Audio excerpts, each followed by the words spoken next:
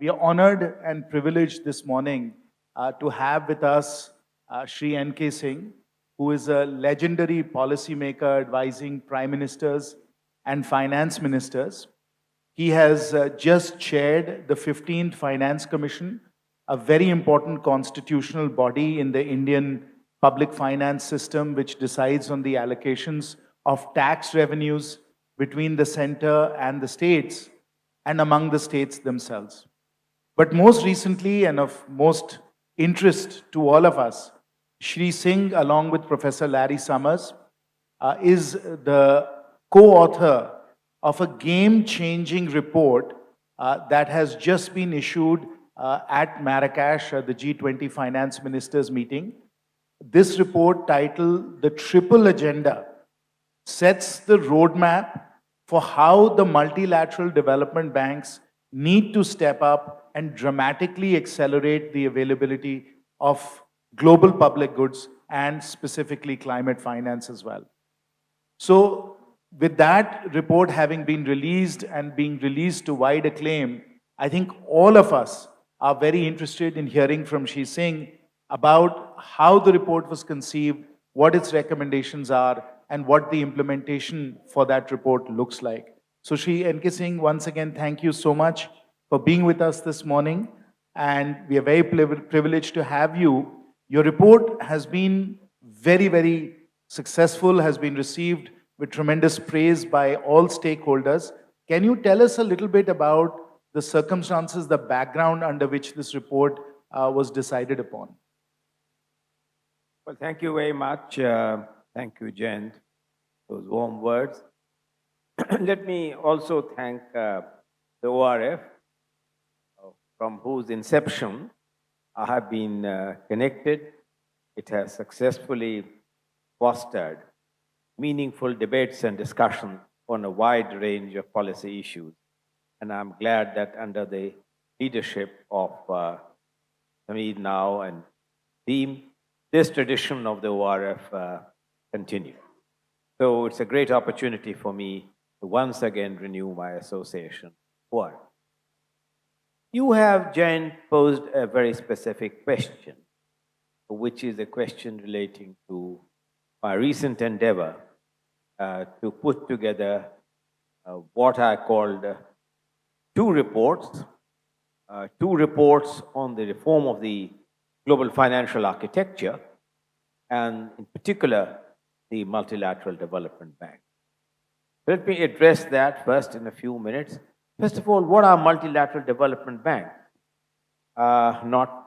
It's not the most popular word in the usage in any dictionary.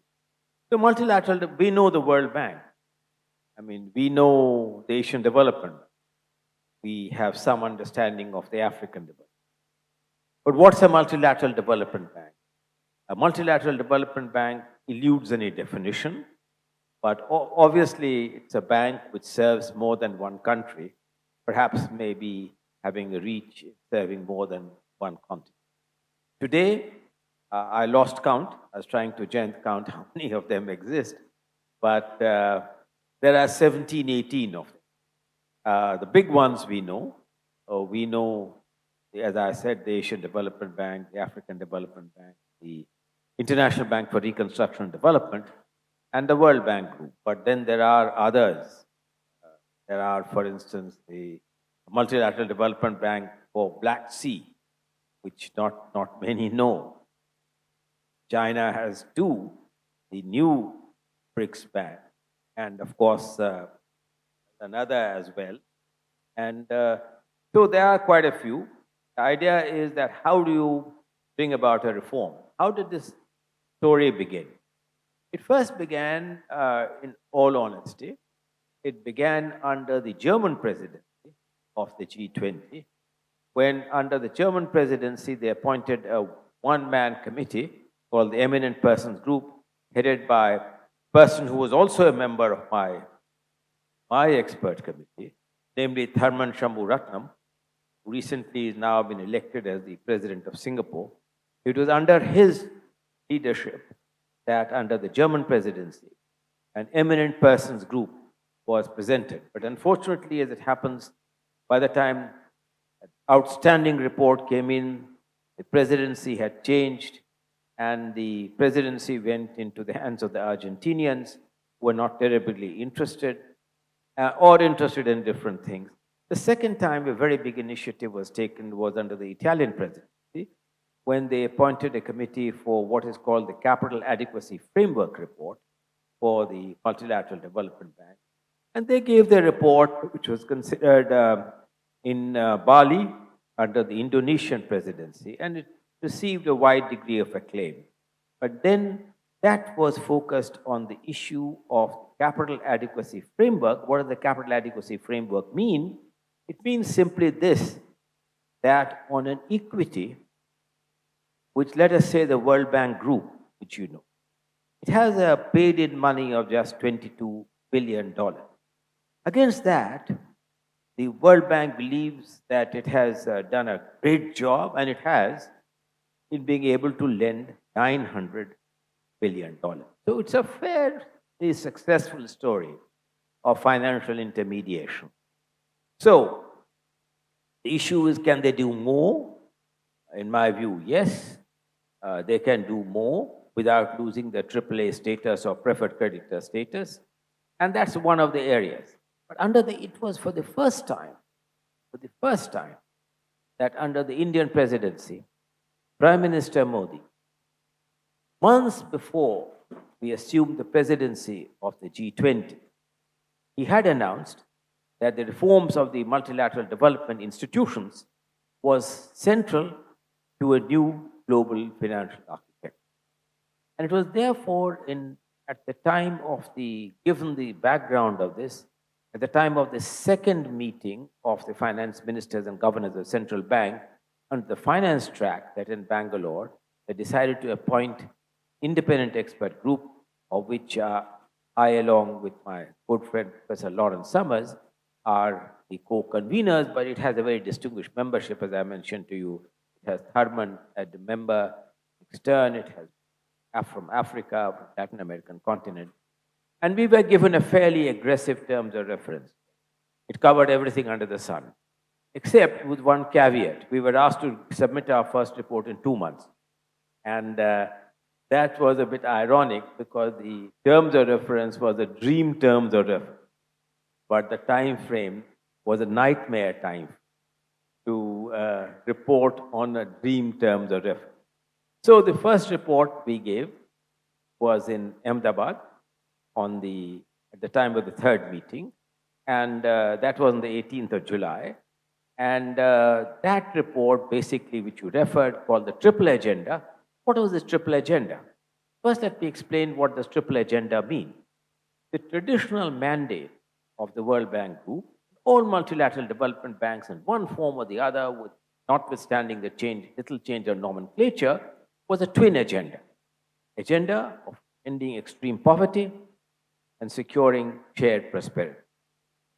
We decided that this is true and this remains unfulfilled, but without diversion of resources, to add a third one, namely the issues of transboundary goods, global public goods challenges, climate, pandemic, and fragility.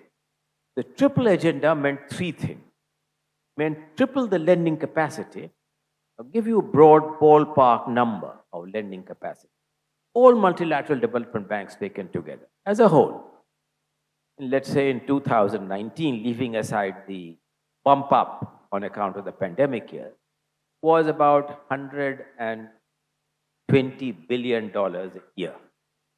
So this first report was designed, how do you bump up this 120 billion and add to it the 30 billion from concessional finance of IDA? How do you bump this up to 400? So that's a tripling the overall availability of finance. Then the second part of the triple was tripling the two key mandates on extreme poverty and shared prosperity to now include pandemic, climate, transboundary challenges, and global public goods. So that's the three, two going to three, lending. And the third was a new mechanism which we proposed. Lots of people want to contribute towards climate change. There are philanthropies, pension funds, innovative ways in which you can make finances available, guarantees, hybrid capital, blended finance, recognizing the cascade principle or leaving aside areas where private capital can come in. So we provided a third mechanism, which is slightly more flexible for being able to. This was the first report. The second report, which we presented in Marrakesh, gives a roadmap for achieving this and grows to granularity, of which the most important component, that's the component I want, Jayant, if you could focus on, how to get private capital and how to really innovatively get private capital. Why is private capital shy? Those are the kind of issues which you have addressed. But I've given you a broad framework, a little longer than I intended to, but I've sought to, some ways, sketch out from where we began and where we are headed.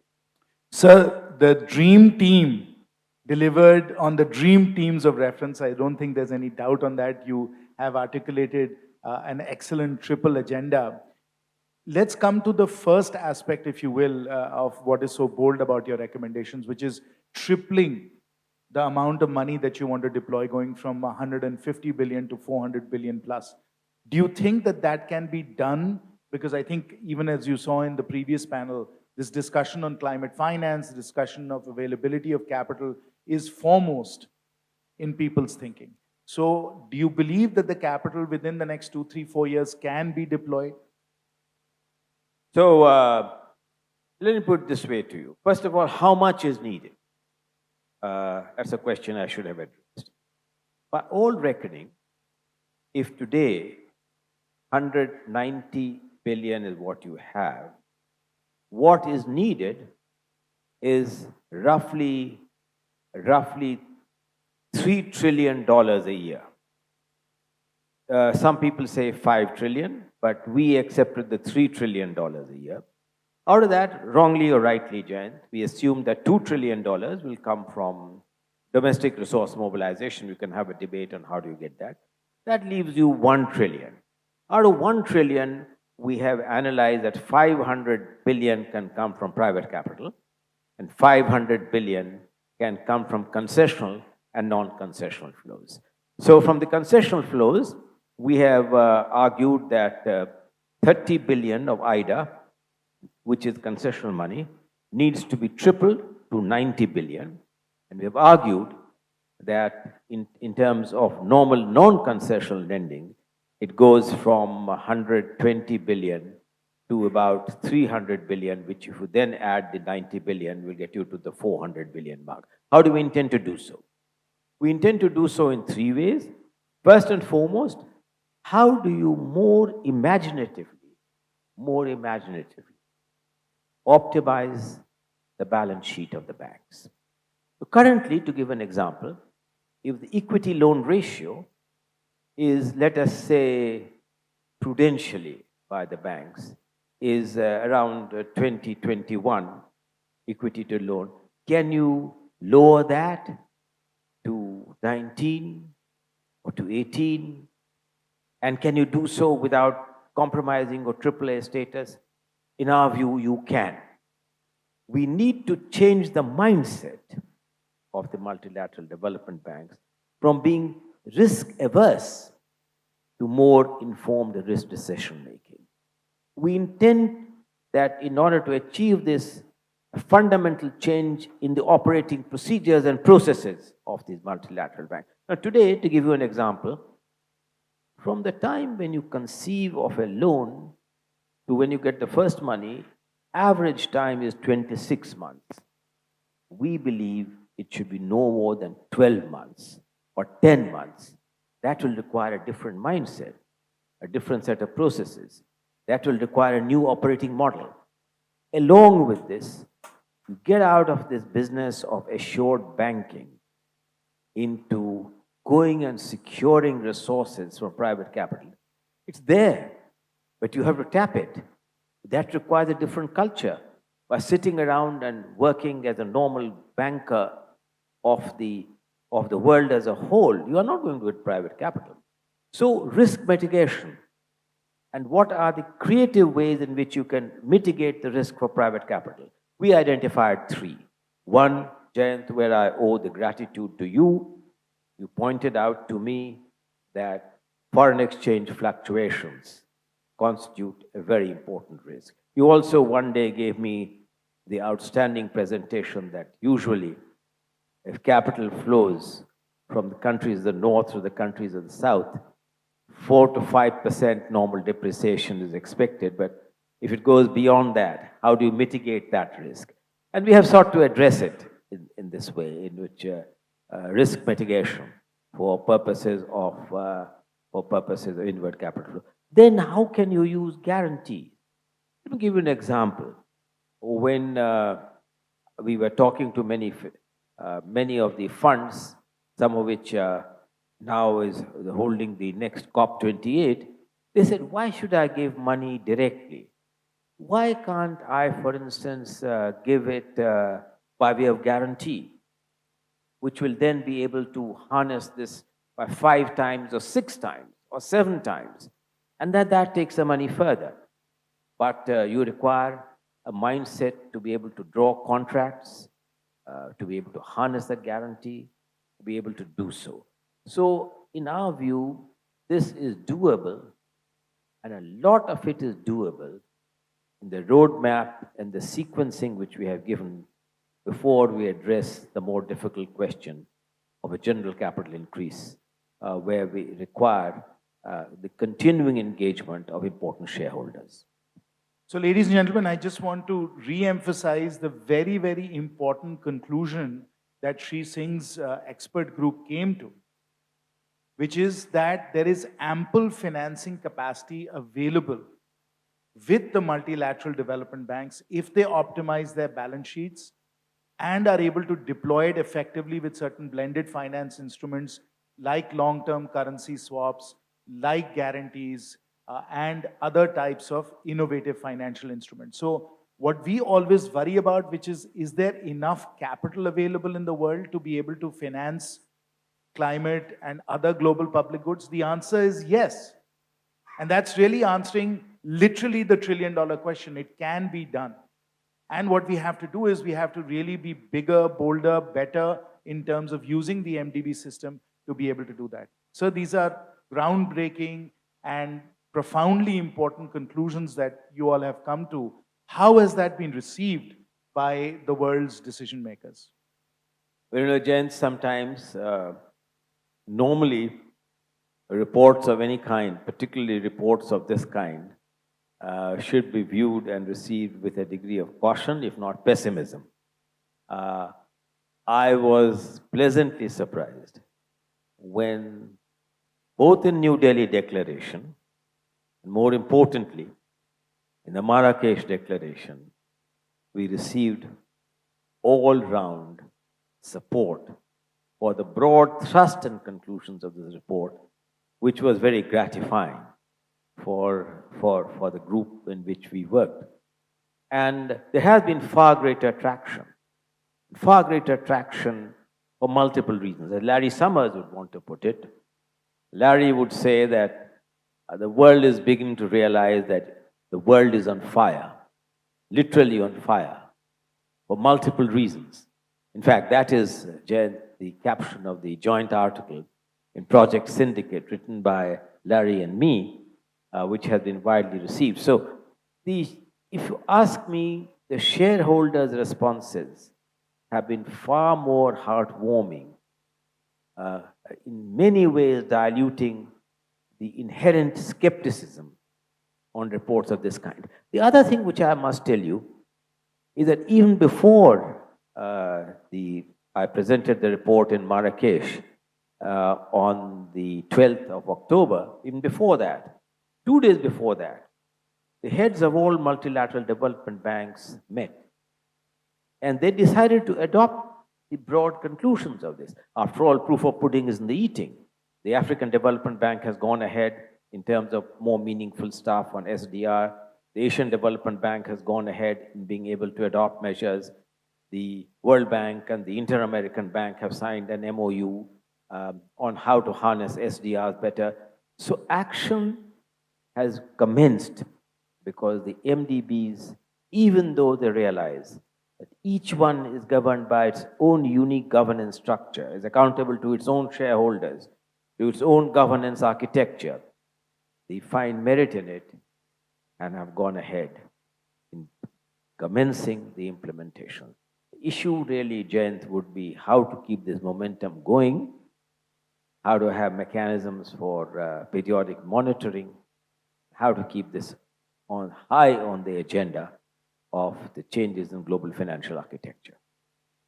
So that's very, very heartwarming and absolutely music to our ears that the world's political leaders and the leaders of these MDBs are fully in support. Let me now turn to what I think is going to be the most difficult set of implementation challenges. You've already laid out a few. My biggest concern, and I think many of us here who have dealt with the MDBs would also perhaps ask the same question, which is, do the MDBs have the DNA? Do they have the execution capacity to actually work with the private sector? Or because of 70, 75 years of their history, they're so used to working with states, with governments, that they really can't switch gears and work with the private sector? Do they have that execution capacity to be able to do that and to do it fast enough? Very difficult question but if they don't, you will have to invent one. Can DNAs be changed? Can there be a manipulation of the DNAs? I don't know. Only time will tell. Because so far I share that concern of yours that the record of the World Bank Group in being able to harness private capital anywhere as efficiently as public outlays has been a disappointing one. How can this be changed? But we'll have to change targets. We'll have to change the composition of mind people working in the World Bank. We'll have to get much more talent of people who believe in a different set of rules and procedures. It's a long haul. But we must make a credible beginning. So, Mr. Ajay Banga, who, of course, is the president of the World Bank, comes from the private sector. And he has started to work towards getting much more private capital and many more experts from the private sector involved in the World Bank. Has that started to show some early results yet, sir? Is that looking like it's going to be able to be transformational? Well, certainly the language has changed. I mean, in Marrakesh, apart from the finance ministers, I had the privilege of addressing the G24 finance ministers. And I found that the language, terminology of all heads of multilateral development banks, there has been a very decisive shift for the better. When skepticism has given way to a feeling of getting empowered for a bolder and riskier decision-making process. So she's saying, final question, we have about a minute or two left.